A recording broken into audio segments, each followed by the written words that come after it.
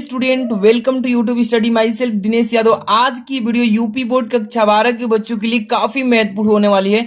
आज की इस वीडियो में हिंदी 2023 का मॉडल पेपर का फुल सॉल्यूशन करेंगे और वो भी बोर्ड एग्जाम की कॉपी पे।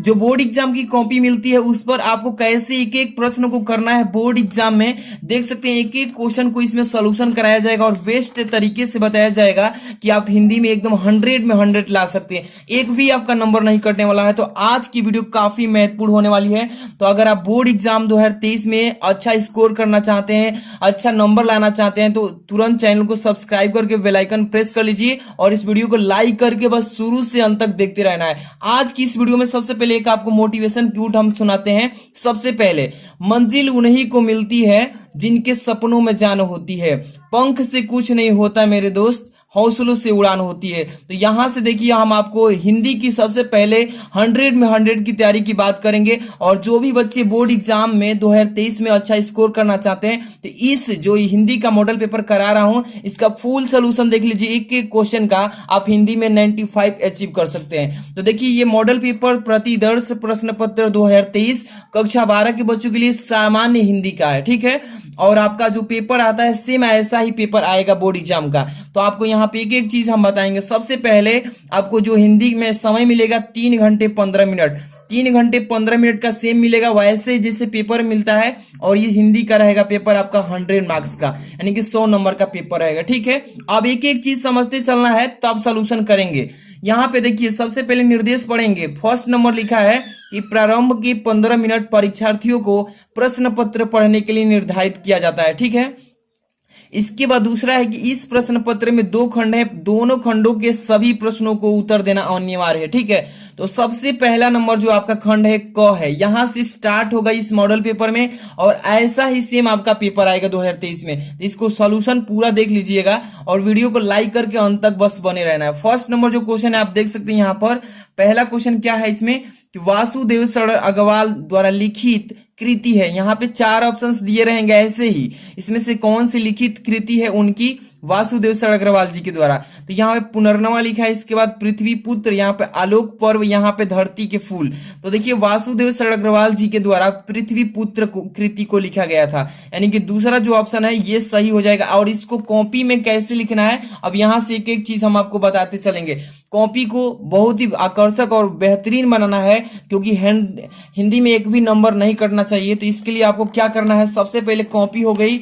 इस कॉपी में आपको एक स्केल होता है, इसको मार्जिंग लाइन खींच लेना इस तरीके से। जो मार्जिंग लाइन खींची गई है स्केल से मार्जिंग लाइन खींचेंगे। इसके बाद खंड वाइज प्रश्नों को सॉल्व करना है, एक एक चीजें को समझते चलिए ताकि आपको कोई भी दिक्कत ना रह जाए, ठीक है। तो यहाँ पे देखिए खंड पहला लिखेंगे, खंड क इस तरीके से लिख लेंगे और प्रश्नोत्तर संख्या फर्स्ट ऐसे ही अंडरलाइन आप भी कर दीजिएगा ताकि सभी बच्चों से आपकी कॉपी बेस्ट दिखे और एग्जामिनर आपका नंबर एक भी ना कटे और उसमें एक नंबर इंक्लूड करके दे।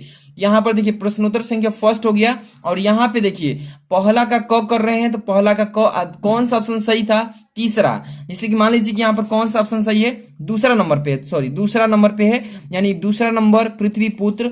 यहाँ पे दूसरा नंबर रहेगा, यहाँ पे तीसरा डाल दिया हूं मिस्टेक से, लेकिन 2 रहेगा यहाँ पे पृथ्वी पुत्र। ऐसे ही जितने भी बहुविकल्पी हैं सबको आज बताएंगे एक एक प्रश्न का सोल्यूशन। तो देखिए यहाँ पे सबसे दूसरा नंबर क्वेश्चन देखेंगे, यहाँ पे ख नंबर, प्रोफेसर जी सुंदर रेड्डी लेखक हैं। यहाँ पे लिखा है प्रोफेसर जी सुंदर रेड्डी लेखक हैं किसका, तो यहाँ पे 4 ऑप्शंस दिए गए हैं। पहला सदाचार की ताबीज, यहाँ पे दूसरा साहित्य का श्रेय और प्रेम, तीसरा है मेरे विचार और इसके बाद अगला है मंथन, ठीक है। तो इसमें से कौन सही है, तो प्रोफेसर जी सुंदर रेड्डी लेखक है मेरे विचार के, तीसरा जो ऑप्शन है ये हो जाएगा इसका करेक्ट आंसर। तो आपको कैसे लिखना है, यहाँ पे देखिए पहला का ख का तीसरा सही है ना, तो यहाँ पे तीसरा और मेरे विचार इसी तरीके से लिखना है। इसके बाद देखिए आगे देखिए ग नंबर क्वेश्चन क्या कर रहा है, यशपाल कृति सिन्हावलोकन रचना विधा है। यहाँ पे 4 ऑप्शन से आत्मकथा, रेखा चित्र, संस्मरण, इसके बाद कहानी। तो इसमें से करेक्ट आंसर क्या होगा, यशपाल कृति सिन्हावलोकन की रचना विधा है आत्मकथा। पहला जो ऑप्शन दिख रहा है ये इस प्रश्न का सही जवाब हो जाएगा, ठीक है। इसको कैसे कॉपी में फिलअप करेंगे, देखिए पहला का ग का पहला ऑप्शन सही है तो आत्मकथा इस तरीके से लिख लेंगे, ठीक है ना। इसके बाद देखिए यहाँ पे घ नंबर, अगला क्वेश्चन है इसके बाद घ नंबर, निराला की साहित्य साधना के लेखक कौन है, सूर्यकांत त्रिपाठी निराला जी, महादेवी वर्मा, कन्हैया लाल मिश्र, प्रभाकर, डॉक्टर राम विलास शर्मा। इसमें से कौन सा सही है? तो यहाँ पे जो चौथा ऑप्शन दिया है डॉक्टर राम विलास शर्मा, इस प्रश्न का सही जवाब 4 नंबर हो जाएगा। कॉपी में कैसे लिखेंगे? देखिए, पहला का घ लिखेंगे, चौथा ऑप्शन सही था, चौथा डॉक्टर राम विलास शर्मा उतार देंगे, ऐसे ही लिखना है। इसके बाद देखिए 5 नंबर यानी अंग नंबर, आलोचनात्मक कृति साहित्य सहचर के लेखक कौन है? यहाँ पे 4 ऑप्शन हैं, राम शुक्ल जी, श्याम सुंदर दास, हजारी प्रसाद द्विवेदी, हरिशंकर प्रसाद। इसका करेक्ट आंसर क्या हो जाएगा? आलोचनात्मक कृति साहित्य सहचर के लेखक हजारी प्रसाद द्विवेदी, यानी कि जो तीसरा ऑप्शन है ये हो जाएगा इस प्रश्न का सही आंसर। यानी कि देखिए यहाँ पे लिखा गया पहला का अंग का तीसरा हजारी प्रसाद द्विवेदी। इस तरीके से पहला प्रश्नोत्तर का क ख ग घ अंग करके ऐसे जो प्रश्न का ऑप्शन सही है इस तरीके से उतार देंगे। पहला का इसी तरीके से लिखेंगे। अगला क्वेश्चन देखेंगे कैसे लिखना है इसमें। देखिए यहाँ पे दूसरा नंबर, दूसरा के क, हिंदी साहित्य का प्रथम कवि माना जाता है, किसको माना जाता है? हिंदी साहित्य का प्रथम कवि किसको माना जाता है? यहाँ पे लिखा है ऑप्शन सबरप्पा। यहाँ पे देखिए देवसेन, इसके बाद सरहप्पा लिखा है, इसके बाद खुमार रासो। इसमें से कौन सा ऑप्शन सही है ये बताना है। देखिए हिंदी साहित्य का प्रथम कवि सरहप्पा को माना जाता है, यानी कि तीसरा जो ऑप्शन दिख रहा है ये हो जाएगा इस प्रश्न का सही जवाब। तो यहाँ पर देखिए प्रश्नोत्तर संख्या दूसरा कर रहे हैं तो दूसरा ऐसे लिख लेंगे, ओके, प्रश्नोत्तर संख्या दूसरा। अब यहाँ से देखिए दूसरा का क कर रहे हैं तो यहाँ पे दूसरा का क और तीसरा ऑप्शन सही था सरहप्पा, ये हो जाएगा इसका करेक्ट आंसर, ऐसे लिखना है। अगला क्वेश्चन देखिए यहाँ पे ख नंबर, नई कविता किस युग की रचना है? यहाँ पे दूसरा लिखा गया है कि नई कविता किस युग की रचना है? यमा की, खुशबू के शिलालेख, यहाँ पे लिखा प्रलय सृजन, यहाँ है पूर्वा। तो देखिए नई कविता किस युग की रचना है? तो ये खुशबू के शिलालेख, जो यहाँ पे देखिए दूसरा जो ऑप्शन दिख रहा है यहाँ पे ये हो जाएगा इसका करेक्ट आंसर। यानी कि यहाँ पे कैसे लिखना है कॉपी में, दूसरा के ख, दूसरा ऑप्शन सही था खुशबू के शिलालेख, इस तरीके से लिखना है। अगला क्वेश्चन देखिए यहाँ पे ग नंबर, तार सप्तक का प्रकाशन वर्ष है। तार सप्तक का प्रकाशन वर्ष किस वर्ष में हुआ था? 1954 में, 1943, 1938, 1936। तो आपको बता दिया जाए कि तार सप्तक का प्रकाशन 1943 ईस्वी में हुआ था, यानी कि यहाँ पे दूसरा ऑप्शन सही है।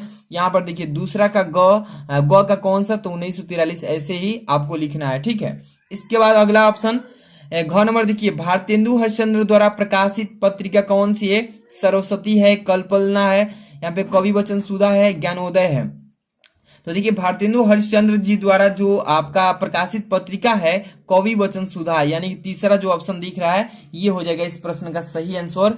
कैसे लिखेंगे? दूसरा का घ और तीसरा ऑप्शन सही था कवि वचन सुधा। इसी तरीके से सभी प्रश्नों को करना है। इसके बाद देखिए अंग नंबर, रीतिकाल की सर्वाधिक महत्वपूर्ण प्रवृत्ति है। यहाँ पे देखिए राज प्रशस्ति, यहाँ पे श्रृंगारिकता, यहाँ पे रीति निरूपणता, यहाँ पे नीति। तीसरा जो ऑप्शन है रीति निरूपणता, ये रीतिकाल की सर्वाधिक महत्वपूर्ण प्रवृत्ति है। इसी तरीके से सभी क्वेश्चंस के जितने भी बहुविकल्पीय क्वेश्चंस हैं इस तरीके से दूसरा का अंग का तीसरा ऑप्शन सही था रीति निरूपणता, इस तरीके से दूसरा प्रश्न को भी हम सॉल्व कर लेंगे, ठीक है। तो आपको पहला जानकारी मिल गया कैसे लिखना है, दूसरा भी जानकारी मिल गया। अगला प्रश्न देखेंगे, यहां से स्टार्ट होता है आपका क्वेश्चन नंबर 3। देखिए ध्यान से क्या लिखा गया है, यहां से देखिए कि दिए गए गद्यांश पर आधारित निम्नलिखित प्रश्नों के उत्तर दीजिए। यहाँ पे गद्यांश दिया रहेगा और इसी गद्यांश में से क्वेश्चन पूछा जाएगा, आपका उत्तर देना उसी में से।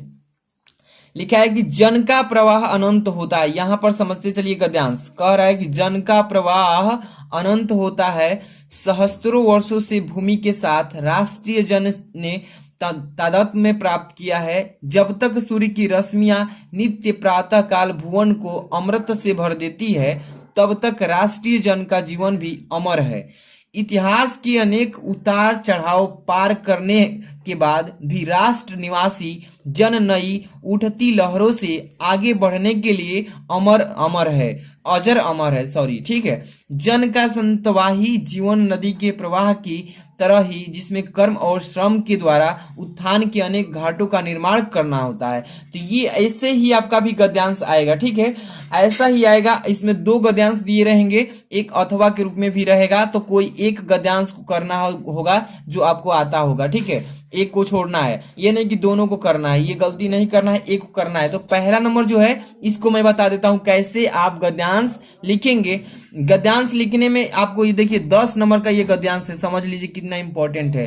तो जन का प्रवाह अनंत होता है, कैसे मालूम चलेगा? देखिए सबसे पहले नंबर आपको गद्यांश लिखना है, 2 गद्यांश दिया तो एक पहले करना है, मान लीजिए पहला, तो इसका संकेत आपको डालकर करना है। कैसे? तो सबसे पहले देखिए ये कर रहे हैं, इसमें क्वेश्चन भी पूछे गए हैं कि राष्ट्रीय जन ने किसके साथ तादात्म्य में प्राप्त किया है, और यहाँ राष्ट्रीय जन का जीवन भी कब तक अमरत है, जन का संतवाही जीवन किस तरह है, और रेखांकित अंश की व्याख्या कीजिए, दी गए गद्यांश पर शीर्षक लेखक का नाम लिखिए। चलिए सबसे पहले कैसे कॉपी को लिखना है बोर्ड एग्जाम में देखिए। सबसे पहले आपको यहाँ पर देखिए प्रश्नोत्तर संख्या डालना है, ऐसे प्रश्नोत्तर संख्या 3, ठीक है, ऐसे लिख लेंगे। अब आपको करना क्या है कि गद्यांश जब सॉल्व कीजिएगा तो संकेत अवश्य डालिएगा। संकेत डालने से क्या फायदा होता है कि कौन सा गद्यांश आप सॉल्व किए हैं उससे एग्जामिनर को पता चल जाता है, ठीक है। तो जन का प्रवाह डॉट डॉट करके लास्ट में जो बचा है निर्माण करना होता है। इसी तरीके से शुरू में से 2-3 वर्ड उठाइए और लास्ट से 2-3 वर्ड बीच में डॉट डॉट करके लिख दीजिएगा, ठीक है, इस तरीके से। अब पहला प्रश्न इसमें क्या पूछा गया है, ध्यान से समझिएगा। यहां पर देखिए थोड़ा सा छोटा दिख रहा हो बट समझिएगा, राष्ट्रीय जन ने किसके साथ तादात्म्य में प्राप्त किया है। तो यहाँ पे देखिए राष्ट्रीय जन ने, यहां पर समझिए इसका उत्तर, राष्ट्रीय जन ने हजारों वर्षों से भूमि को अपनी माता के समान मानकर उसके साथ अपना तादात्म्य में बनाए रखा है, ठीक है, यानी कि प्राप्त किया है। इसी तरीके से आपको भी बोर्ड एग्जाम में आंसर लिखना है। अगला क्वेश्चन इसमें क्या पूछा गया है, ध्यान समझिएगा कि राष्ट्रीय जन का जीवन भी कब तक अमर है। तो इसका उत्तर यहां पर देखिएगा कि देखिए राष्ट्रीय, यहाँ पे दूसरा नंबर लिखेंगे इस तरीके से, और क्या लिखेंगे कि राष्ट्रीय जन का जीवन भी तब तक अमर है जब तक सूर्य की रश्मियां धरती पर पड़ती रहेगी और समस्त प्रकृति एवं जीवों के लिए जीवनदायी यानी कि जीवनदायी अथवा अमर के समान सिद्ध होती रहेगी, ठीक है। तो इसी तरीके से इसका आंसर दे देंगे। अगला प्रश्न इसमें क्या पूछा गया है, तीसरा नंबर, जन, देखिए यहां पर लिखा है जन का संततवाही जीवन किस तरह है। यहाँ पे तीसरा प्रश्न है, थोड़ा सा छोटा दिख रहा होगा, आपको बड़ा करके दिखाता हूं। जन का संततवाही जीवन किस तरह से है, यही ने पूछा है। तो इसका आंसर यहाँ पे समझिए, देखिए तीसरा नंबर का कि राष्ट्र के जन अथवा निवासियों का सतत रूप से चलते रहना जीवन का क्या है, जीवन नदी के समान है। इस तरीके से इस प्रश्न का उत्तर देंगे। अगला प्रश्न इसमें पूछा है कि रेखांकित अंश की व्याख्या कीजिए। यहाँ पे गद्यांश जो दिया है ध्यान से पढ़िएगा, रेखांकित अंश की व्याख्या करने के लिए पूछा। यहाँ से देखिए, जब तक सूर्य की रश्मियां नित्य प्रातः काल भवन को अमृत से भर देती है तब तक राष्ट्रीय जन का जीवन भी अमर है। इतिहास के अनेक उतार चढ़ाव पार करने के बाद भी राष्ट्र निवासी जन नई उठती लहरों से आगे बढ़ने के लिए अजर अमर है। तो इतने जितने भी वाक्य के नीचे अंडरलाइन किया है, इस वाक्य का भाव लिखना है, इसका वाक्य में क्या करना है, इसकी व्याख्या करना है। तो देखिए इसका यहाँ पे हम बता रहे हैं, ध्यान समझिएगा। हेडिंग लगाएंगे रेखांकित अंश की व्याख्या, ठीक है, रेखांकित अंश की व्याख्या ऐसे डाल लेंगे। इसके बाद लेखक कहता है कि जब तक धरती पर सूर्य की रश्मियां यानी कि किरणें प्रतिदिन धरती को अपने अमृत रस से जीवन प्रदान करती रहेगी, तभी तक किसी राष्ट्र और वहां के जन का अस्तित्व भी बना रहेगा, ठीक है। अब इसके बाद देखिए, जब तक राष्ट्र की प्रगति के फलस्वरूप उसका अस्तित्व रहेगा तभी तक राष्ट्रीय जन का जीवन भी मतलब कि बना रहेगा। तो ये हो जाएगा इतने का वाक्य जो अंडरलाइन किया है, इस अंडरलाइन के रेखांकित अंश की व्याख्या हो जाएगा। इसके बाद अगला क्वेश्चन देखिए, इसमें पूछा है, रेखांकित अंश की व्याख्या तो हो गई कंप्लीट। इसमें पूछा है कि दिए गए गद्यांश का शीर्षक एवं लेखक का नाम लिखिए। यहाँ पे प्रश्न को ध्यान से पढ़िएगा, ये क्वेश्चन आपको 2 तरीके से करने के लिए मौका मिलता है कि दिए गए गद्यांश का शीर्षक एवं लेखक का नाम लिखिए। तो आप जैसे इस गद्यांश को पढ़े आपको मालूम चल गया होगा किस पार्ट से ये गद्यांश आया है और इस पार्ट को लेखक कौन है। तो ये जो पार्ट है राष्ट्र का स्वरूप, राष्ट्र के स्वरूप वाला चैप्टर से गद्यांश को लिखा गया है और इस पार्ट के लेखक है डॉक्टर वासुदेव शरण अग्रवाल। आपको पता चल गया होगा जैसे ही पढ़े होंगे गद्यांश। तो इसका उत्तर कैसे लिखेंगे, यहाँ पर ध्यान दीजिएगा। 5 नंबर पार्ट का नाम, ठीक है, पार्ट का नाम राष्ट्र का स्वरूप है और लेखक का नाम क्या है, डॉक्टर वासुदेव सर अग्रवाल जी हैं। तो इसी तरीके से उत्तर दे देंगे। या इसका आप लिखेंगे कि यह मतलब कि यह गद्यांश में अवतरित राष्ट्र स्वरूप चैप्टर से हमारे लेखक कौन है, डॉक्टर वासुदेव सर। उस तरीके से भी आप लिख सकते हैं, मतलब संदर्भ के रूप में। अब चलेंगे अगला प्रश्न, यहां से अथवा वाला तो आप किसी एक को करना था, ठीक है ना, इसमें से कोई एक करना था तो एक बता दिया, अगर दूसरा आपने कर लीजिएगा। अगला प्रश्न देखेंगे, ध्यान से पढ़ते चलिए, एक एक प्रश्न इंपॉर्टेंट है आप लोग के लिए अगर आप बोर्ड एग्जाम 2023 देने वाले हैं। चलिए देखिए इसमें क्या लिखा गया, 4 नंबर क्वेश्चन पे आ चुके हैं, ध्यान से पढ़िएगा इसको। लिखा है इसमें कि दिए गए पद्यांश पर, लिखा है ना कि दिए गए पद्यांश पर आधारित निम्नलिखित प्रश्नों के उत्तर दीजिए। और ये भी पद्यांश जो है 10 नंबर का पेपर में पूछा जाता है, ठीक है। इसमें 2 पद्यांश दिए रहेंगे अथवा के रूप में, जैसे कि गद्यांश में था वैसे इसमें भी लिखा है कि मेरे प्यारे नौ जलद से कंज से नेत्र वाले, जायके आए न मधुवन से और न भेजा संदेशा। अब यहाँ पे देखिए, मैं रो रो के प्रिय विरह से बावली हो रही हूँ, जाके मेरी सब दुख कथा श्याम को तू सुना दे। तो ये जैसे ही पद्यांश आपने पढ़ा होगा, आपको मालूम चल गया होगा कि ये जो है पद्यांश किस पाठ से लिया गया है। पवन दूतिका जो चैप्टर है ना आपके, पवन दूतिका, उस चैप्टर से इस गद्यांश को लिया गया है, पद्यांश को लिया गया है। अब एक और नीचे दिया है, इस पद्यांश में से जो भी आपको पद्यांश आए उसको कर सकते हैं। इसमें क्वेश्चन दिया है पहला नंबर कि राधा किसके द्वारा कृष्ण को संदेश भिजवाती है। दूसरा है कृष्ण का सौंदर्य कैसा है, उल्लेख कीजिए। रेखांकित अंश की व्याख्या कीजिए, जो अंडरलाइन किया है इसका भाव बताइए। और राधा की मनोदशा का वर्णन करना है इसमें, और उपयुक्त पद्यांश के शीर्षक और कवि का नाम लिखना है। इसी तरीके से पेपर में आता है, ठीक है। तो चलिए पहला नंबर को ही बताते चलूंगा, एक एक लाइन वाई लाइन करेंगे। लिखा है कि मेरे प्यारे नौ जलद से कंज से नेत्र वाले, ठीक है। आपको मालूम चल गया होगा कि कौन सा जो है इसका पार्ट है, तो आपको मैंने बताया ना। इसमें सबसे पहले क्वेश्चन जो पूछा उसका जवाब लिखेंगे। चलिए पहला क्वेश्चन है, राधा किसके द्वारा कृष्ण को संदेश भिजवाती है। तो यहाँ पे इसका प्रश्न का उत्तर लिखेंगे। सबसे पहले तो आपको प्रश्नोत्तर संख्या 4 कर रहे हैं तो ऐसे डाल लेना है, ठीक है। प्रश्नोत्तर संख्या 4 डाल लेंगे ऐसे। अब यहां से स्टार्ट करेंगे तो संकेत पहले जरूर लिखिएगा कि कौन सा पद्यांश आप हल कर रहे हैं, तब जाके आपको फुल नंबर मिलेगा इस पद्यांश पर। संकेत डालेंगे, मेरे प्यारे, शुरू में 2-3 वर्ड उठा लीजिए, बीच का डॉट डॉट कर दीजिए, लास्ट में तू सुना दे ऐसे। और तब से आप यहां से पहला प्रश्न का उत्तर देना स्टार्ट करेंगे।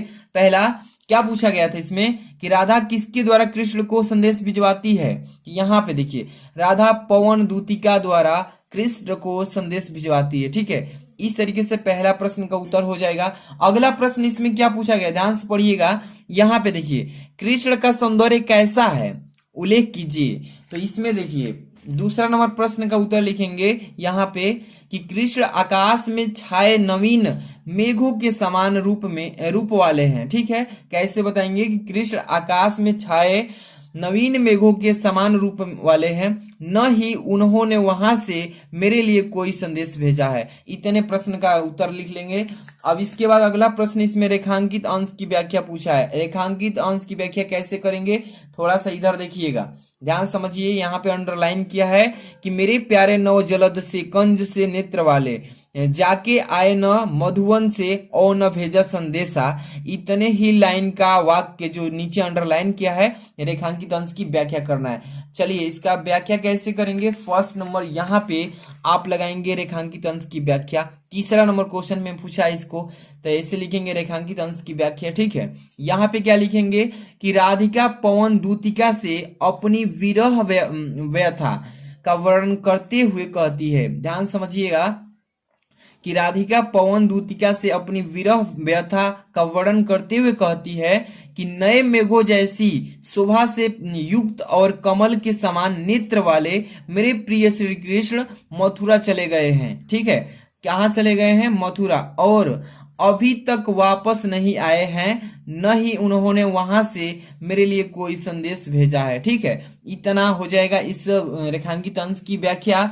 अगला प्रश्न इसमें क्या पूछा गया है, समझते चलिए कि एक प्रश्न का उत्तर यहाँ पे लिखा है 4 नंबर, राधा की मनोदशा का वर्णन कीजिए। कि राधा का मनो का जो दासा है किस तरीके से है, तो यहाँ पे इसका उत्तर लिखेंगे 4 नंबर कि राधा श्री कृष्ण के विरह में रो रो कर पागल हो रही है। तो इतना लिख देंगे, इसका प्रश्न का उत्तर हो जाएगा।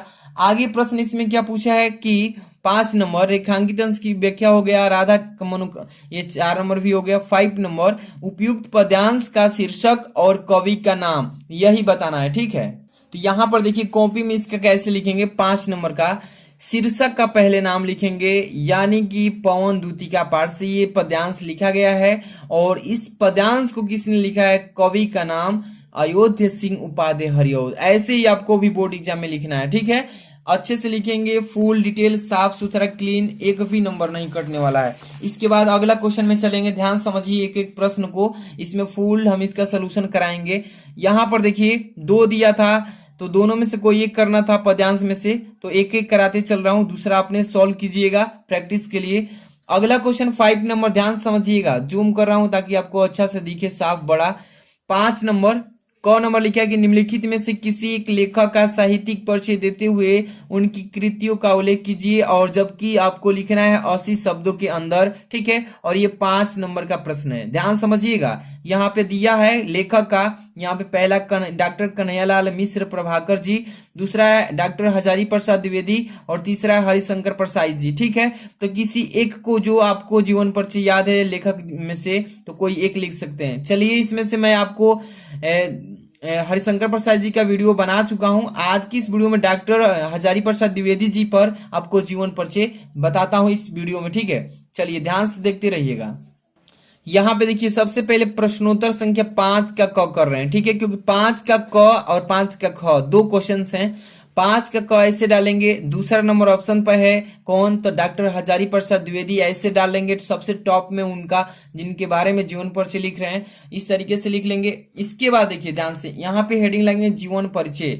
अब इनके जीवन परिचय यहाँ पे देंगे, सबसे पहले लिखेंगे आचार्य हजारी प्रसाद द्विवेदी यहाँ का जन्म सन 1907 ईस्वी को बलिया जिले के दुबे के छपरा ग्राम में हुआ था, ठीक है। अब देखिए जो जीवन परिचय लिखते हैं इसमें मेन इंपॉर्टेंट चीज होता है जन्म समय, किस सन में हुआ था। पिताजी, यहाँ पर देखिए पिता का नाम अनमोल द्विवेदी और उनके माता का नाम ज्योतिषीमती था, ठीक है। इंपॉर्टेंट जो चीज है आपको बोर्ड एग्जाम में ब्लैक पेन से लिखना है, ठीक है। जैसे कि सन हो गया, उनके माताजी का पिताजी का नाम, इसको ब्लैक से कर दीजिएगा, लिख दीजिएगा, ठीक है। अब देखिए अनमोल, उनके माता का नाम ज्योतिषीमती था और द्विवेदी जी सरयू पहाड़ी ब्राह्मण थे। इनके बचपन का नाम वैद्यनाथ था, इनके बचपन का नाम क्या था, वैद्यनाथ और द्विवेदी था, ठीक है। 18 मई सन 1979 ईस्वी को हिंदी का यह महान पुत्र स्वर्ग में लीन हो गए। इतना भी लिख दे सकते हैं तो आपका हो जाएगा कंप्लीट, ठीक है। तो ये आपका जीवन परिचय है। इसके बाद इसमें साहित्यिक परिचय भी लिखने के लिए बोला गया था, ठीक है। तो यहाँ पे साहित्यिक परिचय लगाएंगे, हेडिंग क्या लिखेंगे इसमें कि आचार्य हजारी प्रसाद द्विवेदी जी का जन्म हिंदी, यहाँ पर देखिए आचार्य हजारी प्रसाद द्विवेदी जी का हिंदी साहित्य के अंतर्गत आलोचना तथा निबंध के क्षेत्र में अविस्मरणीय है, जिसको कभी भुलाया ना जा सके। अविस्मरणीय क्या है, योगदान है। अब देखिए सन 1930 ईस्वी में काशी हिंदी विश्वविद्यालय ज्योतिषाचार्य की उपाधि तथा सन 1949 ईस्वी में लखनऊ विश्वविद्यालय से डीलिटी की उपाधि प्राप्त की है, ठीक है। ये लिखेंगे साहित्यिक परिचय में। अब कई विभागों के अध्यक्ष भी एवं प्रमुख भी रह चुके थे, ठीक है। कौन, डॉक्टर हजारी प्रसाद द्विवेदी। इसमें अभी थोड़ा सा और लिखेंगे। यहाँ पे देखिए उनकी कृतियां क्या कौन सी है, कृतियां सबसे पहले आलोचनात्मक कृतियां जो है, आलोचनात्मक जो 3 थे लिख देंगे इसमें। जैसे पहला सुर साहित्य, दूसरा हो जाएगा इसमें हिंदी साहित्य की भूमिका, तीसरा लिख देंगे प्राचीन भारत के कलात्मक विनोद, और चौथा लिख देंगे कबीर। इसके बाद 5 नाथ संप्रदाय। तो ये उनकी जो है आलोचनात्मक कृतियां है। 2-3 थे भी लिखेंगे तो काम चल जाएगा, लेकिन यहाँ पे 5 बताया हूं, ठीक है। इसके बाद देखिए निबंध संग्रह लिख देंगे उनका, कल्पलता जैसे हो गई, अशोक के फूल हो गया, कुटज हो गया, विचार और विनक हो गया, विचार प्रवाह हो गया। मतलब 2-2 वर्ड लिख देंगे, मतलब उनकी संग्रह जो निबंध संग्रह है 2-2 भी लिख देंगे तभी ठीक रहेगा। इसके बाद है आपका उपन्यास, उपन्यास जो है उनका वो भी लिख सकते हैं यहाँ पे, जैसे कि बाण भट्ट की आत्मकथा उन्हीं की उपन्यास है। अनावा दास का पोथा ये भी उन्हीं का मतलब उपन्यास है। इसके बाद पुनर्नवा, इसके बाद चारूचंद लेख। इतना लिखेंगे तब जाकर के 5 नंबर आपको अचीव होगा। ठीक है, तो ये रहा ये डॉक्टर हजारी प्रसाद द्विवेदी जी का जीवन परिचय, जो कि बोर्ड एग्जाम में हर साल आता है। इसके बाद अगला क्वेश्चन है आपके सामने, इसी में 5 का ख, ध्यान समझिएगा। 5 का ख क्वेश्चन में क्या पूछा गया है कि निम्नलिखित में से किसी एक कवि का साहित्यिक परिचय देते हुए उनकी प्रमुख कृतियों का उल्लेख कीजिए, जो कि इसको भी 80 शब्दों में लिखना है। 5 नंबर का ये भी है। यहाँ पे पहला है मैथिली शरण गुप्त जी का, यहाँ पे सुमित्रा नंदन पंत, यहाँ पे रामधारी सिंह दिनकर जी का। तो मैं पहले नंबर को बता देता हूँ, मैथिली शरण गुप्त जी का जीवन परिचय। ये एक कवि है, ठीक है, इसमें भी जीवन परिचय लिखना है, इनकी साहित्यिक परिचय लिखना है, तब जाके 5 नंबर मिलेगा। चलिए इसको ध्यान समझिएगा। यहाँ पे 5 का क हो गया। अब यहाँ पे 5 का ख पे चलेंगे, ध्यान समझते चलिए। एक एक क्वेश्चन इंपॉर्टेंट है आप लोग के लिए। यहाँ पे ध्यान दीजिए, प्रश्नोत्तर संख्या लिख लेंगे 5 का ख ऐसे। आप पहला नंबर कर रहे हैं कौन, मैथिली शरण गुप्त जी के जीवन परिचय लिख रहे हैं, ऐसे लिख लेंगे। ठीक है, अब इनका जीवन परिचय हेडिंग डालेंगे, क्या लिखेंगे समझिएगा। मैथिली शरण गुप्त जी का जन्म सन 1886 ईस्वी में चीर गांव में हुआ था। ठीक है, तो यहाँ पे देखिए जब सन उनका जन्म हुआ था उस सन को ब्लैक से आप लिखिएगा। बोर्ड एग्जाम में ब्लू एंड ब्लैक पेन का ही यूज करना है, न कि रेड पेन, कलरफुल पेन कोई नहीं चलेगी। मैं यहाँ पे लाल से लिखा हूं, लेकिन आपको केवल ब्लैक से ब्लू से लिखना है। ब्लैक केवल यहाँ पे सन डाल लीजिएगा, है ना, अब ब्लू से लिखिएगा। तो फिर से सुनिए, मैथिली शरण गुप्त जी का जन्म सन 1886 ईस्वी में चीर गांव में हुआ था। इनके पिता सेठ रामचरण गुप्त जी थे। सेठ रामचरण गुप्त स्वयं एक अच्छे कवि भी थे। गुप्त जी पर अपने माता पिता का पूर्ण प्रभाव पड़ा था। जो हमारे मैथिली शरण गुप्त जी थे, इनका प्रभाव उनके माता पिता का ज्यादा पड़ा था। आगे देखिए, आचार्य महावीर प्रसाद द्विवेदी से भी उन्हें बहुत प्रेरणा मिली थी। जो महावीर प्रसाद द्विवेदी जी थे, उनसे यानी कि मैथिली शरण गुप्त जी को बहुत सारी चीजें सीखने को मिला था। अब देखिए, गुप्त जी विनम्र, हंसमुख एवं सरल स्वभाव के थे। ठीक है, उनके जीवन परिचय में ये लिखा जाएगा। अब देखिए, व्यक्ति थे, मतलब कैसा थे, तो हंसमुख, विनम्र एवं सरल स्वभाव के व्यक्ति थे। साकेत महाकाव्य पारितोषिक भी उनको मिला है। ठीक है, भारत पुरस्कार, यहाँ पे देखिए भारत सरकार द्वारा गुप्त जी को साहित्य सेवा के लिए क्या पद्म भूषण से सम्मानित किया गया है। किससे, पद्म भूषण से सम्मानित किया गया है। अब देखिए, जीवन के अंतिम क्षणों में 12 दिसंबर, यहां तक देखिए, जीवन के अंतिम क्षणों तक ये निरंतर साहित्य सृजन, साहित्य को विकास में साहित्य के सृजन करते रहे। अब 12 दिसंबर सन 1964 ईस्वी को, समझिए इसको, 12 दिसंबर सन 1964 ईस्वी को माँ भारती का यह महान साधक स्वर्ग में लीन हो गए। इतना इनका जीवन परिचय लिख देंगे। इसके बाद साहित्यिक परिचय लिखना बहुत ही इंपॉर्टेंट है, 2 नंबर इस पर मिलता है।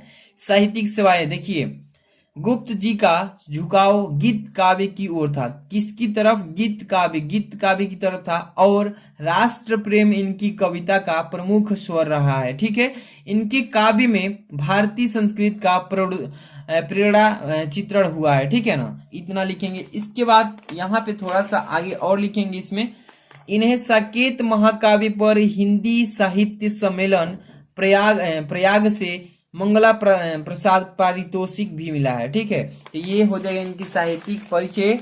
अब इसमें थोड़ा सा उनकी रचना वगैरह जितनी भी हैं सब लिखेंगे। जैसे कि यहाँ पे रचनाएं हैं, गुप्त जी गुप्त जी की जितनी भी रचनाएं थी 2 प्रकार की थी, तो लिखेंगे गुप्त जी की समस्त रचनाएं 2 प्रकार की है। जैसे कि एक अनुदित है, एक अमौलिक है। ठीक है, देखिए इनकी अनुदित रचनाओं में 2 प्रकार की साहित्य है, कुछ काव्य के रूप में है और कुछ नाटक के रूप में है। इस तरीके से लिखेंगे।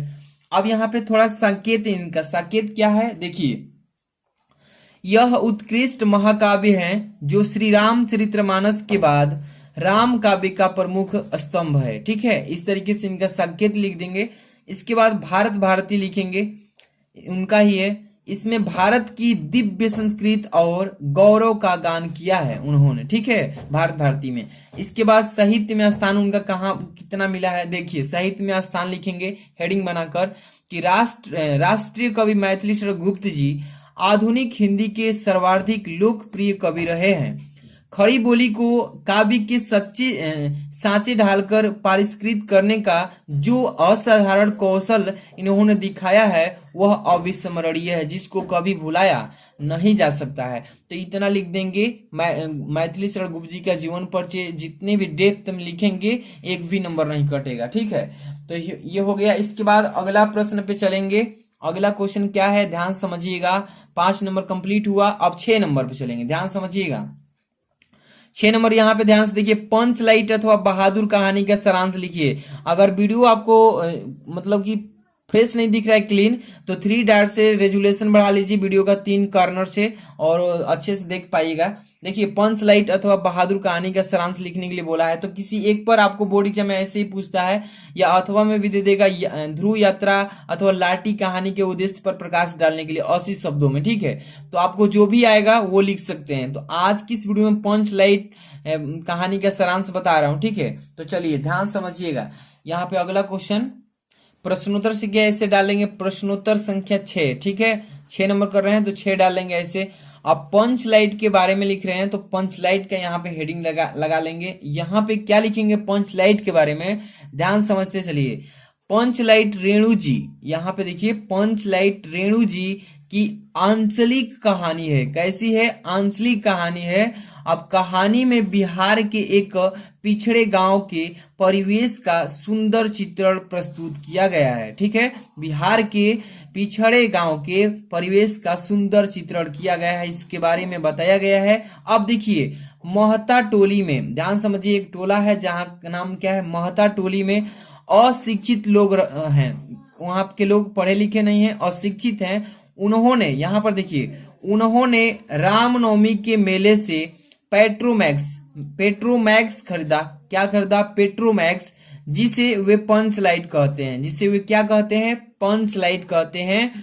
अब देखिए, पंच लाइट को ये सीधे साधे, यहाँ पर देखिए, पंच लाइट को ये सीधे साधे लोग सामान की चीजें समझते हैं। क्या समझते हैं, सामान की चीजें, मतलब कि उसको कीमती समझते हैं। पंच लाइट को देखने के लिए टोली के सभी बालक, औरतें और मर्द इकट्ठे हो जाते हैं, आ जाते हैं, ठीक है। सरदार, यहां पर देखिए, सरदार अपनी, एक एक चीज समझते चलिए, सरदार अपनी पत्नी को आदेश देता है। सरदार जो है वहां का, उस टोली का, अपनी पत्नी को आदेश देता है कि शुभ कार्य को करने से पहले वह पूजा पाठ का प्रबंध करा ले, ठीक है। तो ये जो है मेला लगने वाला था, वहां से पंच लाइट खरीद कर आया था, और शुभ कार्य करने के लिए, क्या करने के लिए बोला जा रहा है, मतलब कि पूजा पाठ का प्रबंध कराने के लिए बोल रहा है, ठीक है। अब देखिए, सभी उत्साहित हैं, सभी लोग उत्साहित हैं, परंतु समस्या उठती है कि पंच लाइट जलाएगा कौन, ठीक है। मतलब सभी लोग उत्साहित हैं पंच लाइट को देखने के लिए कि कौन इसको जलाएगा, लेकिन किसी को मालूम नहीं है जलाने के बारे में। अब देखिए, इसके बारे में थोड़ा सा आगे यहाँ पे समझते चलिए। यहाँ पे देखिए, सीधे साधे, यहाँ पे बताया जा रहा है कि सीधे साधे लोग पेट्रोमैक्स को जलाना भी नहीं जानते हैं। वहां के जो लोग हैं अनपढ़, वे सीधे साधे लोग हैं और वो पेट्रोमैक्स को जलाना भी नहीं जानते हैं।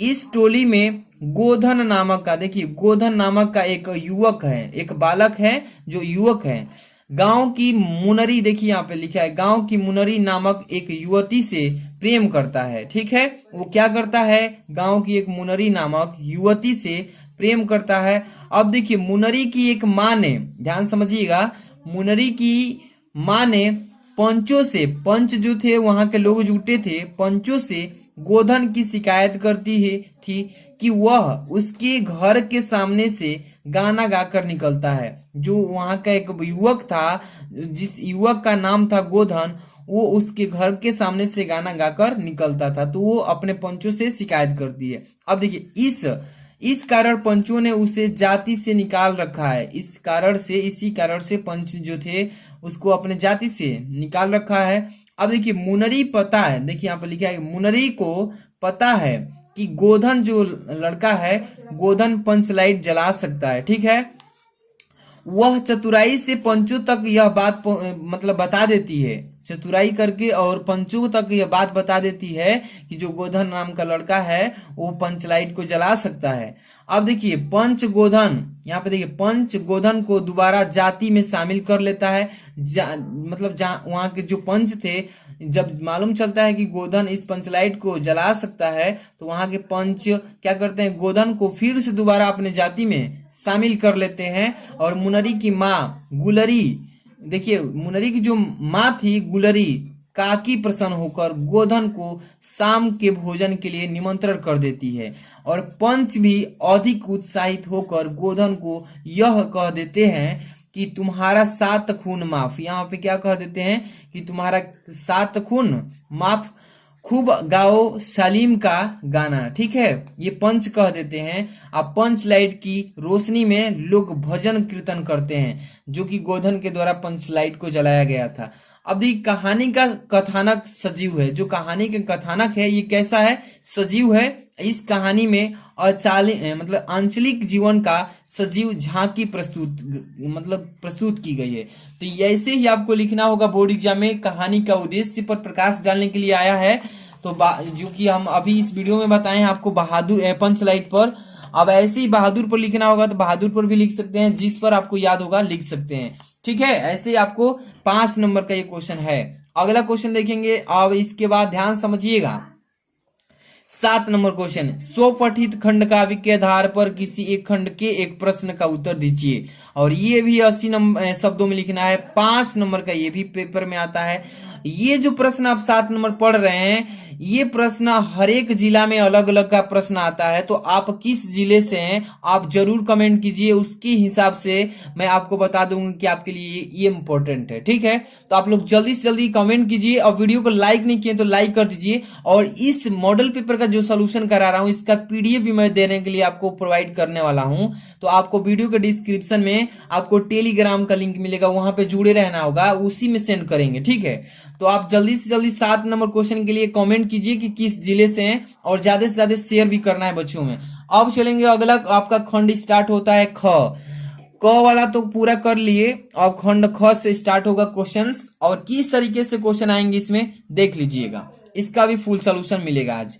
यहाँ पे खंड ख से स्टार्ट होगा प्रश्न संख्या 8 से। इसमें क नंबर जो मिलेगा 8 का क कह रहा है इसमें कि दिए गए संस्कृत गद्यांशों में से किसी एक का संदर्भ सहित हिंदी में अनुवाद कीजिए। संदर्भ सहित हिंदी में क्या करना है, अनुवाद करना है इसका। ठीक है ना, चलिए ध्यान समझिएगा। यहाँ पे 2 गद्यांश मिलेंगे संस्कृत में, किसी एक को करना है। 7 नंबर का ये भी प्रश्न आता है पेपर में। पहला लिखा है कि संस्कृतस्य साहित्यम सरसम व्याकरणस्य सुनिश्चितम तस्य गद्यम पद्यम तत् ललित्यम। अब इसके बाद लिखा है भावबोध सामर्थ्यम अद्वितीयम सूत्रीष्यम। इसके बाद वर्धते किम बहुना चरित्र निर्माण यदृश्यम सत्र प्रेरणम संस्कृतवाण्यम ददाति न तादृश्यम किचिन्नयम। इसके बाद मूलभूतानम मानवी युवाणम यादृशी विवेचना संस्कृताहित्यम वर्धति नानयत्र तादृत्य। जैसे इस आप संस्कृत के गद्यांश को पढ़े हैं, आपको तो मालूम चल ही गया होगा कि कौन सा पाठ से आया है। जो आपका पाठ है आपको मालूम चल गया होगा कि आप संस्कृत भाषाया वाला जो चैप्टर है उसी से इस गद्यांश को दिया है। इसमें पूछा क्या है कि संस्कृत में इसका जो गद्यांश है इसका संदर्भ लिखिए और इसी का हिंदी में बस अनुवाद कर दीजिए। तो जो भी आपको आ रहा होगा कर लीजिएगा। 2 दिया है इसमें, तो आपको मैं पहला बताते चल रहा हूं, एक एक क्वेश्चन का सीरियल वाइज करते चल रहा हूं, ध्यान समझिएगा। चलिए थोड़ा सा यहाँ पे प्रश्नोत्तर संख्या सीखिए कैसे डालना है ख नंबर। हाँ, एक चीज आपको गलती ये नहीं करना है कि जिस खंड का प्रश्न कर रहे हैं उसी खंड में लिखना है कॉपी में। ये नहीं कि खंड क वाला प्रश्न लेकर के खंड ख में हल कर देंगे और खंड क वाला को ख में कर देंगे। ऐसी गलती नहीं करना है, ऐसे नंबर कट जाता है। सीरियल वाइज करना है, जिस भी खंड का क्वेश्चन कर रहे हैं उसी खंड में उसका आंसर देना है। ठीक है, चलिए खंड ख स्टार्ट होता है। यहाँ पे ऐसे ही लिखिएगा, प्रश्नोत्तर संख्या 8 लिखिएगा और ऐसे अंडरलाइन कर दीजिएगा ताकि अच्छा दिखे। अब यहाँ से संकेत बताए हैं ना कि कोई भी गद्यांश कर रहे हैं तो संकेत जरूर डालिएगा, क्योंकि अथवा के रूप में भी क्वेश्चन उसमें पड़ा है। कौन सा कर रहे हैं, एग्जामिनर आसानी से पहुंच जाएगा वहां तक और आपको कोई भी दिक्कत नहीं होगा, आसानी से आपका नंबर दे देगा। ओके, चलिए पहला कर रहे हैं संस्कृतस्य साहित्यम डॉट डॉट करके लास्ट में से वर्तते नानत्य तादृश्य ऐसे लिख लेंगे। समझ में आ रहा है ना। अब देखिए, अब इसका पूछा है कि इस गद्यांश जो है इसका संदर्भ लिखिए। तो ये गद्यांश का संदर्भ लिखेंगे कि संदर्भ हेडिंग डाल के कि प्रस्तुत गद्यांश हमारी पाठ्य पुस्तक के संस्कृत भाग में संकलित संस्कृत भाषायः महत्तम नामक पाठ से उद्धृत है। ठीक है, संस्कृत का आपको संदर्भ हो गया। अब इसका पूछा है ना कि अनुवाद कीजिए, तो संस्कृतम साहित्यम सरसम व्याकरण से सुनिश्चितम, जैसे पूरा मैंने पढ़ा तो इसका आपको हिंदी में क्या करना है, अनुवाद करना है। तो कहेंगे कि अनुवाद हेडिंग लगा के कि संस्कृत का साहित्य सरसम है, यानी कि साहित्य संस्कृत का साहित्य सरस है और व्याकरण सुनिश्चित है इसका।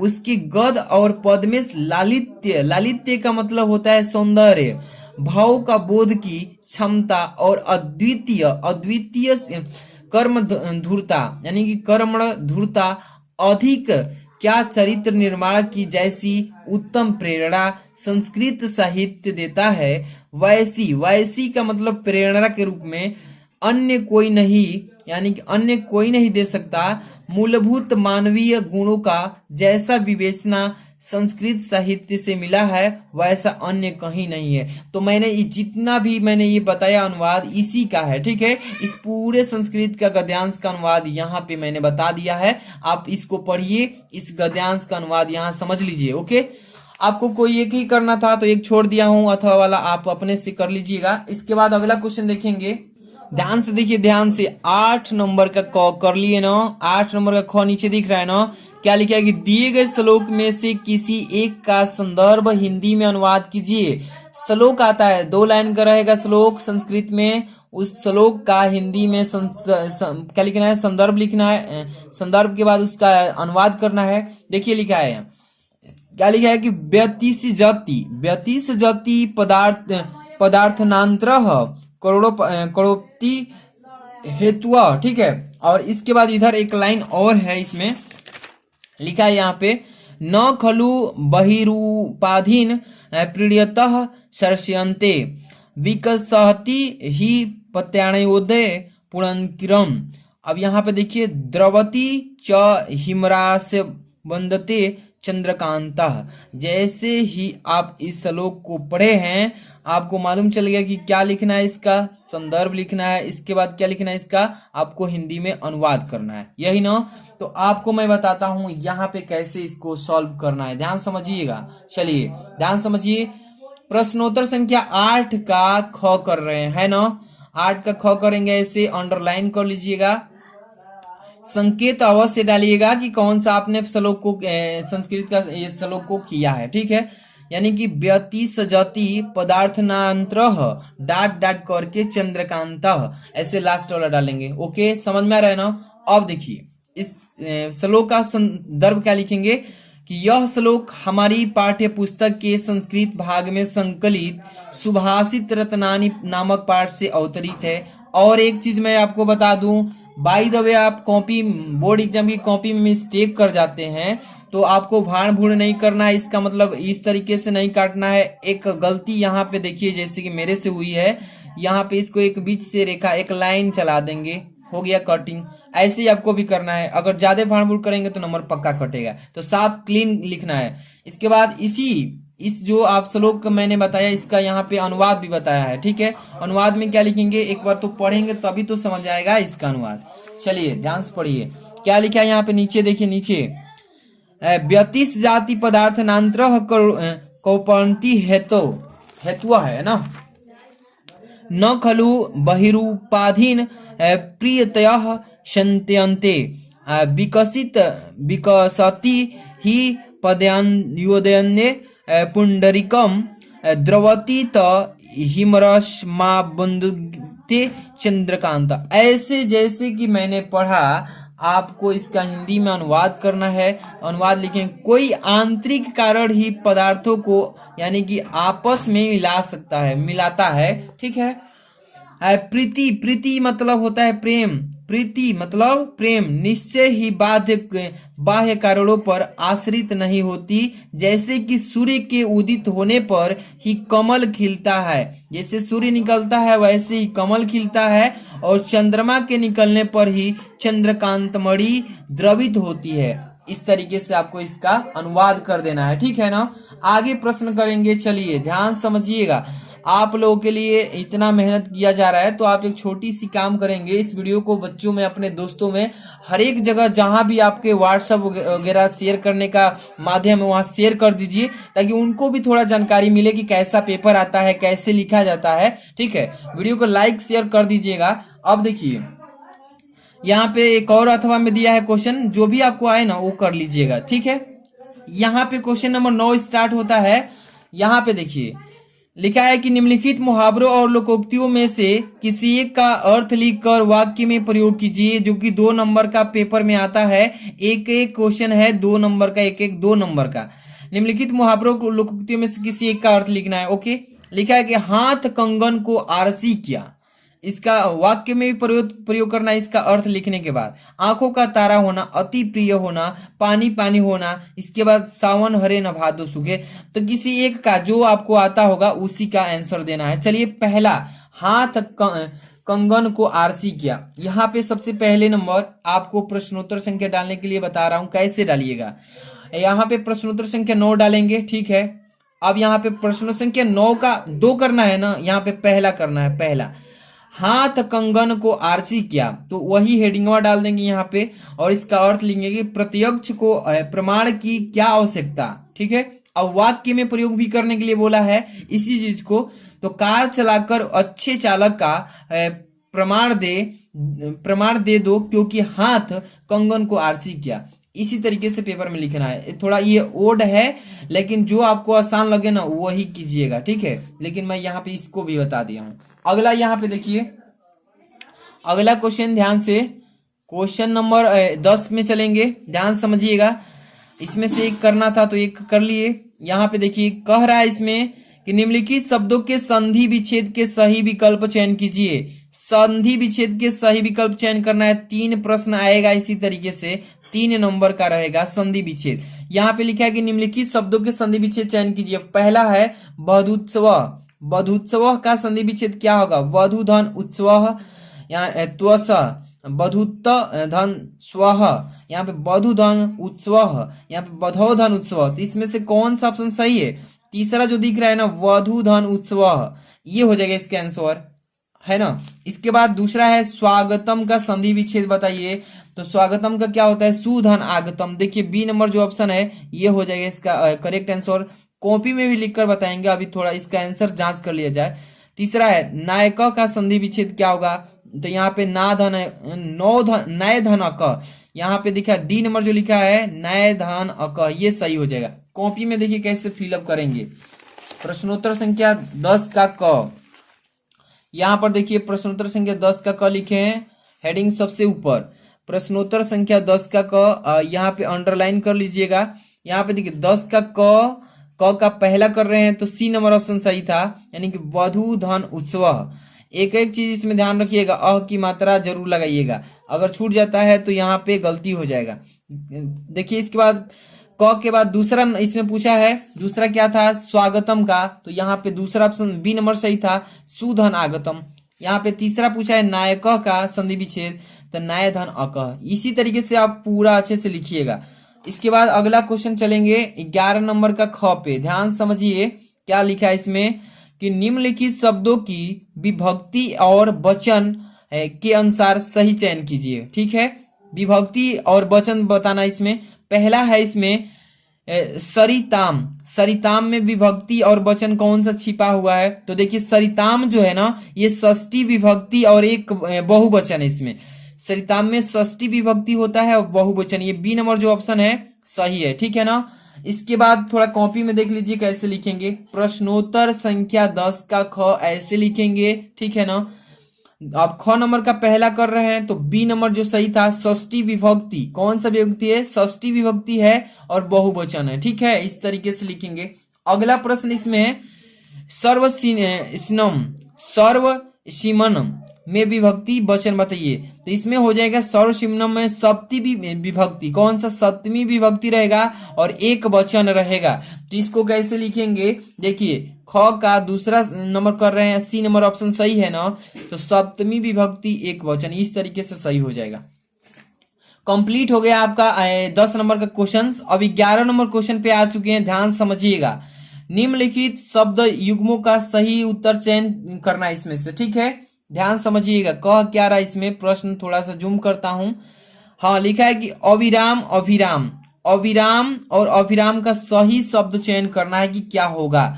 तो लगातार और आनंदकर होगा कि बिना रोक के या लगातार और सुंदर। तो ध्यान समझिएगा कि अविराम और अभिराम आ जाए तो इसमें बिना रोके या उसी को बोलते हैं लगातार और सुंदर, यानी कि ब नंबर जो ऑप्शन सही है ये सही हो जाएगा। ठीक है, इसके बाद दूसरा पूछा है कि बात और वात, बात और वात का अर्थ सही शब्द क्या होगा।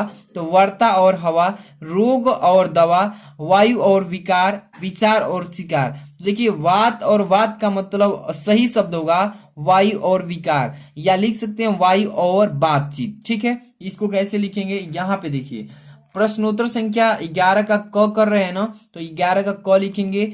और 1 नंबर 2 नंबर 2 सवाल इसमें 2 क्वेश्चन था।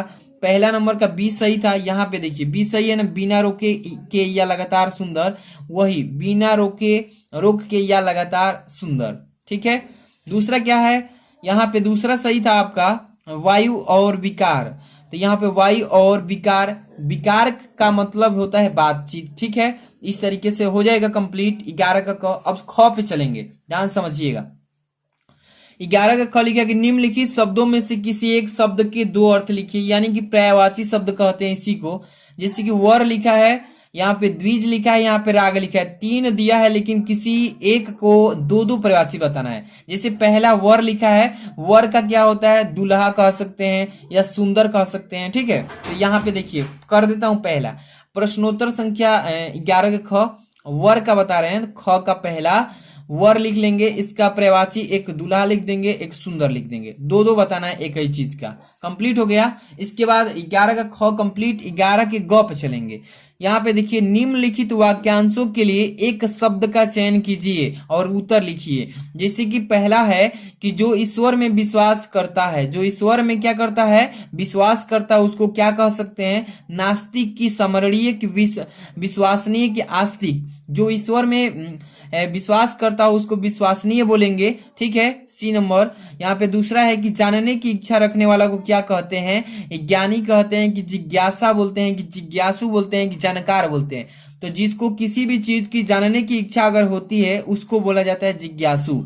इसमें दोनों में सी सी सही है, यानी कि ग का सी सी सही है। यहाँ पे देखिए, चलिए ध्यान समझिए इसमें कैसे कॉपी में लिखेंगे। एक एक प्रश्न को समझ लीजिए ताकि हिंदी में एक भी नंबर न कटे। प्रश्नोत्तर संख्या 11 का ग हो गया। यहाँ पे ग नंबर का पहला सी सही था, विश्वसनीय ऐसे लिखेंगे। ग का दूसरा कर रहे हैं तो सी इसमें भी सही था, जिज्ञासु ऐसे लिख लेंगे। कंप्लीट हो गया। 11 का घ चलेंगे, ध्यान समझिएगा क्या लिखा है 11 का घ कि निम्नलिखित में से किन्हीं दो वाक्यों को शुद्ध करके लिखिए। यहाँ पे 4 वाक्य दिए गए हैं, किसी 2 वाक्यों को शुद्ध करके कॉपी में लिखना है। पहला है इसमें, उसने 3 पुस्तकें खरीदा। उसने 3 पुस्तकें खरीदा, इसमें क्या गलती हो रहा है? उसने 3 पुस्तकें खरीदी, यहाँ पे दी लग जाएगा, बड़ी का मंत्रा। ठीक है ना, तो ये शुद्ध हो गया। कृपया मेरे सामानों पर ध्यान रखना, इसका मतलब इसको भी शुद्ध करना है, तो कृपया मेरे सामान का ध्यान रखना। चलिए इसको कॉपी में कैसे लिखेंगे, ध्यान समझिए। यहाँ पे सबसे पहले नंबर प्रश्नोत्तर संख्या 11 का घ, ठीक है ना। यहाँ पे घ का पहला, उसने 3 पुस्तकें खरीदा लिखा था उसमें ना, अब यहाँ पे खरीदी हो जाएगा, सही शुद्ध हो गया। कृपया मेरे सामान का ध्यान रखना, ये शुद्ध हो गया। यहाँ पे लिखा था कृपया मेरे सामानों पर ध्यान रखना, तो कृपया मेरे सामान का ध्यान रखना, शुद्ध हो गया। इस तरीके से करना है, ठीक है ना। अगला प्रश्न आपके सामने है, यहाँ पे 12 नंबर, इसमें से 2 ही करना था, ठीक है ना। 2 लिखा है ना, तो 2 कर लिया हम लोग, पहला दूसरा। अब छोड़ दीजिए, अगला क्वेश्चन है इसमें 12 नंबर, वीर अथवा करुड़ रस के लक्षण और उदाहरण सहित लिखिए। ठीक है ना।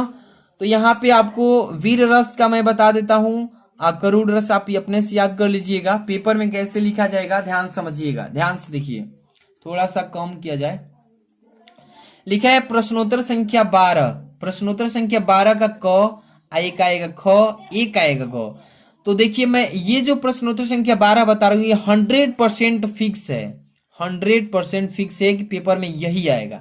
100% फिक्स क्यों कह रहा हूं, क्योंकि हर साल यही आता है, तो इससे बदल कर आएगा ही नहीं। अथवा के रूप में आएगा तो आप कर ही लेंगे।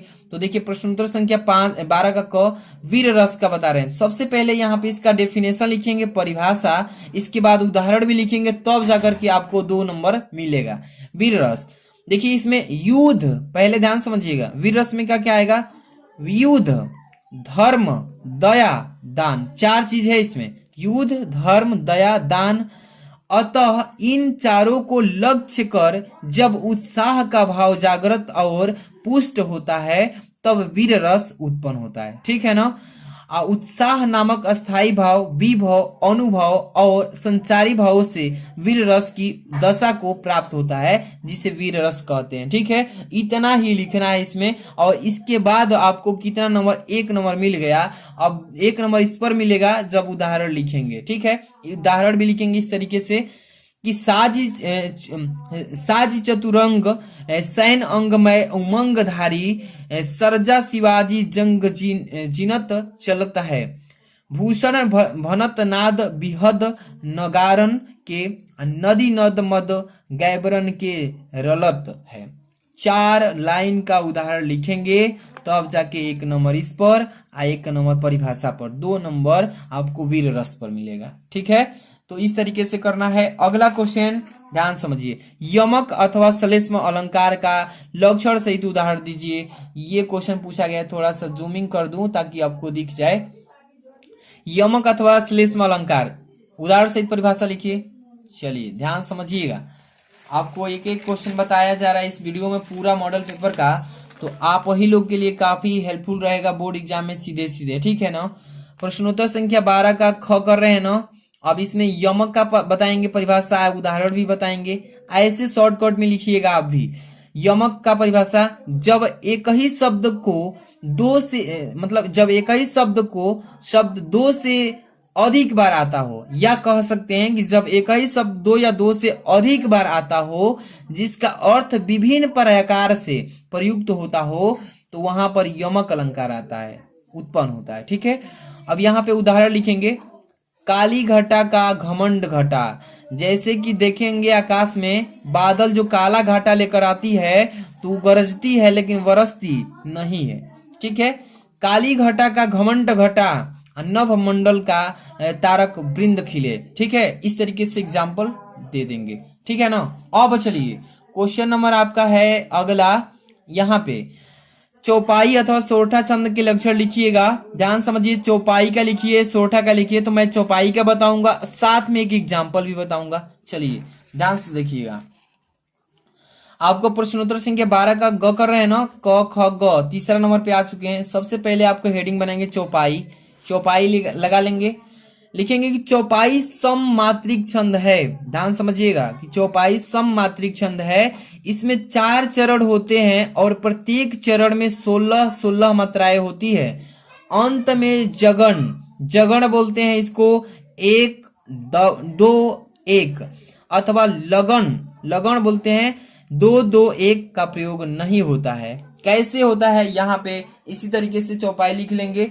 इसका उदाहरण लिखेंगे कि बंदौ गुरुपद पदुम परागा सुरुचि सुवास सरस अनुरागा। ऐसे इसमें मात्राएं आपको लिखना है, इंडिकेट करना है। इसमें बंद, बन 2 मात्राएं, द उ 1 1, ऐसे गुरु में 1, रु में 1, प आद में 1 1 है, पदुम इसमें 3 मात्राएं हैं, 3 लिख लेंगे 1 1 करके। ऐसे यहाँ पे प में 1 है, रा में डबल है, गा में मतलब कि ग आ मतलब कि डबल है तो डबल, इस तरीके से लिखेंगे। ऐसे सुरुचि इसमें 1 1 है, सिंगल उच्चारण के माध्यम से इसको बनाया जाता है। ठीक है, सुवास इसमें देखिए सु सु सिंगल है, वा में डबल है, तो इस तरीके से एस के आकार का। यहाँ पे देखिए स में एक है। सरस सरस इसमें 3 है मात्राएं। अनुरागा इस तरीके से एक एक है, इसमें डबल है। तो टोटल जो है इसमें बंदौ गुरु पदम पदुम परागा सुरुचि सुहास सरस अनुरागा, इसमें जब आप मात्राएं को जोड़ेंगे तो आपके 32 आएंगे, 16 मात्राएं होंगी। अब इसमें एक और लिखेंगे अमी मुरियम चूरन चारु समन सकल रुज परिवारु, तो इसमें भी आपको 32 मात्राएं इसी तरीके से जैसे ऊपर समझाया हूं वैसे इसमें भी आपको एग्जाम्पल लिखना बहुत ही जरूरी है। एग्जाम्पल नहीं लिखेंगे तो नंबर कट जाता है। ठीक है, आगे चलेंगे क्वेश्चन में। अगला क्वेश्चन है आपके सामने 12 नंबर, ध्यान समझिएगा। 12 नंबर कंप्लीट हो गया, क ख ग। 13 नंबर देखेंगे, यहाँ पे लिखा है, थोड़ा सा साफ नहीं दिख रहा होगा लेकिन समझिएगा जो बोल रहा हूं। अपने क्षेत्र में प्रदूषण से उत्पन्न स्थिति का वर्णन करते हुए किसी दैनिक समाचार पत्र के संपादक को एक पत्र लिखिए। ठीक है, ये पेपर में 6 नंबर का पत्र लेखन आता है और मैंने बहुत सारा पत्र लेखन बताया है, मतलब किसी भी टाइप का पत्र लेखन नहीं बचा है जो कि मैं नहीं डाला हूं। आपको क्या करना है अभी चीज बता रहा हूं, समझिएगा। इसमें अथवा में क्वेश्चन पूछा है, किसी बैंक के शाखा प्रबंधक को स्कूल यूनिफॉर्म ड्रेस की दुकान खोलने हेतु ऋण प्राप्त करने के लिए आवेदन पत्र लिखिए। तो अभी इसको बता रहे हैं, समझिए। और 14 नंबर क्वेश्चन क्या कर रहा है, निम्नलिखित विषयों में से किसी एक पद पर टॉपिक पर निबंध लिखना है। और ये आता है 9 नंबर का, सबसे ज्यादा नंबर का निबंध है जो कि बच्चों को याद नहीं होता है। और याद नहीं होगा तो लिखेंगे कैसे निबंध, हम बताएंगे कैसे लिखेंगे। अभी वीडियो को ध्यान समझिए। आप देखिए इसमें कितने टॉपिक पे, एक स्वच्छता अभियान जन जन का कल्याण पर दिया है, पर्यावरण प्रदूषण और निराकरण के उपाय पर दिया है, और तीसरा है बढ़ती जनसंख्या विकास में बाधक, और चौथा है जीवन में सदाचार का महत्व। 4 दिया है, 4 टॉपिक में से किसी एक टॉपिक पे आपको निबंध लिखना है।